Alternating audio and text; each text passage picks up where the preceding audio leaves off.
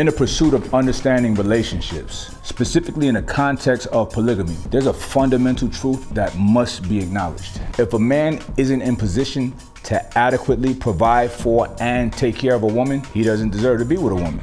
This is not just about financial provisions. It's about emotional support, stability, guidance, and being present. A man must first focus on getting his life together, ensuring that he's capable of fulfilling these roles effectively and responsibly.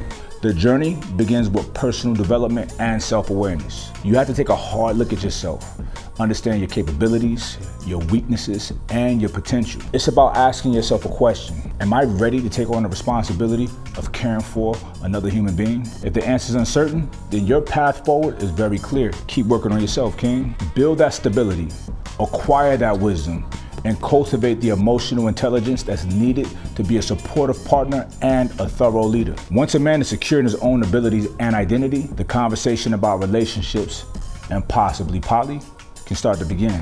But even then, there's still one thing that remains a non-negotiable: respect for a woman's autonomy. Each woman is an individual in her own right, with her own dreams, desires, and her own boundaries. Respecting her autonomy means engaging with her as an equal, understanding her needs and perspectives, and honoring her right to make her own decisions. In a poly relationship, respect is everything. It's not only about providing for and protecting multiple women. It's about nurturing and respecting their individuality within a relationship. Now, each woman's autonomy is integral in the relationship's health and to the emotional well-being of everyone involved. So for you fellas contemplating poly, the first step isn't about seeking partners. It's about introspection and self-improvement. It's about becoming the kind of man who not only desires and deserves the company of women, it's a man who's ready to provide, protect, and above all, respect the autonomy of all individual partners in your relationship. Now, in this beautiful dance of relationships, honesty is not just a step, it's the very rhythm that keeps the dance in harmony. The importance of honesty in the beginning stages of courtship cannot be overstated. You have to lay all your cards on the table: what you like, what you don't like, your expectations, your dreams, your fears, and your truths. This level of honesty is refreshing, and it's respecting and honoring the woman that you want so that she can make an actual informed decision on whether she could deal with your ass or not. Many women have been conditioned by past relationships to dishonesty and deceit. They're used to men presenting a facade of a perfect version of who they really are. But you're gonna be different. You change that narrative. You show her that real men do exist. When you approach a woman with honesty, with your true self on display, you offer her something very sacred. You offer her the comfort of truth. You offer her a flawed man who's on an odyssey to become a better man. And I guarantee you, you will be surprised at the outcome. Human beings seek authenticity. We crave it. And you being real is gonna make her feel safe. It builds a foundation of trust and respect from the outset. And when a woman understands your true self, your genuine presence and intentions, she could make a choice. She could decide to be part of your journey or not, based on reality and not a facade. But remember this, honesty is a two-way street. As much as you're honest about yourself, you gotta be prepared to receive her honesty with openness and respect. It's only fair. This is where the dance of the relationship deepens. When both partners are honest, now the relationship can grow on solid ground, free from the instability of secrets and lies. So as a man, take the lead in this dance of honesty. Be the first to open up, to show who you really are.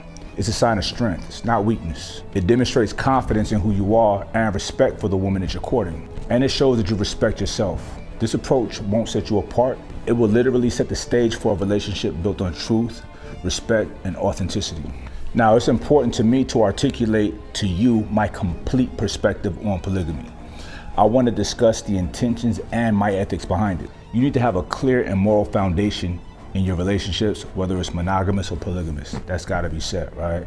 And for me, the choice of polygamy is not about fucking random women. It's about forming deep, meaningful, and lifelong bonds with women who play an important role in my life. Now, the perspective that I hold is one that values the sanctity of relationships. Now, personally, I do not condone and I don't participate in sleeping with random people. I don't believe in cheating.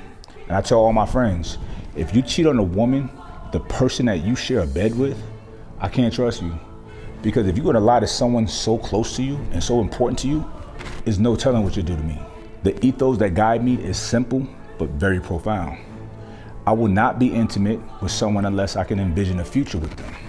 A future where they play a significant role in my life. This is why I prefer to commit to, if not one, two women. The main thing I'm talking about here, y'all, is commitment. A commitment in which we have rules in place and we honor them. This approach is way more ethical than the typical casual dating and relationships without commitments that so many people are participating in. It offers a sense of security and respect to the woman or the women that's involved. A woman appreciates so much, and she deserves knowing that her partner is not looking around for random hookups, but he's invested in building something meaningful. It gives her the stability and the respect that she deserves and that she needs. So in this context, a man must truly deserve a woman, and in the case of polygamy, multiple women. Now, this deserving nature comes not just from personal charm or superficial attributes. It's about being a man of stature, a man of wisdom, resources, vision, and strength. A man who's a provider, not just financially, but emotionally and intellectually. Think about King Solomon, the wisest of all kings. He had a lot of money, he had a lot of wives, and a lot of wisdom. Now, this wasn't a sign of indulgence, but this was a symbol of his capacity to provide, guide, and nurture. He was a great man. It was also about strengthening communities and societies. The offspring of powerful, wise, and resourceful men, they're brought up with values, vision, and the ability to contribute positively. And on the flip side, men who's lame, who's lazy, who's sorry, who lack vision and strength, y'all just don't deserve to procreate. Simple as that. Now, everything that I'm saying is facts, is truth, right? We all want a community where children are raised with right values, with the right resources, and with guidance to become valuable members of society. And remember this, taking care of women goes way beyond just provisions. It's about creating an environment where they can thrive as mothers, right? Understand their emotions and respect their autonomy. Now, in a polygamous setting, this responsibility multiplies, right? You don't divide your time or your resources, you multiply everything. So you gotta ask yourself a serious question. Are you up for it? And are you capable?